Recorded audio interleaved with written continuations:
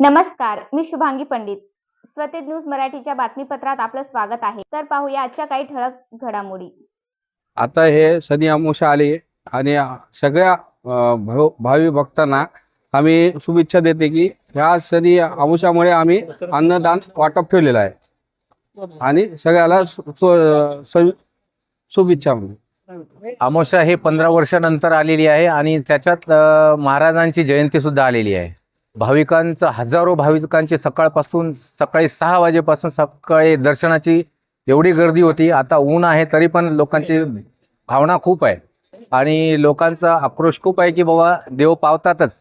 महाराज एवढे वर्षानंतर एकदाच शनी अमावस्या आलेली आहे. शनी अमावस्याच्या दिवशी जयंती आलेली आहे म्हणून त्या निमित्ताने आम्ही प्रसादाचा अन्नदान वाटपाचा कार्यक्रम ठेवलेला आहे. आम्ही देवाला सगळ्यांचं आरोग्य चांगलं राहावं आणि सगळ्यांना सद्बुद्धी द्यावं देवानं. आणि जगात हे युद्धाचं चाललं आहे ते युद्ध असं होऊ नये आणि लोकांना कुठल्या प्रकारचा त्रास होऊ नये हे उद्देश आमचा आहे. अनलिमिटेड आहे आणि चालूच आहे. तुम्ही बघताय की डायरेक्ट कढईमधून आम्ही डायरेक्ट भक्तांना प्रसाद देण्याचा कार्यक्रम करत आहे.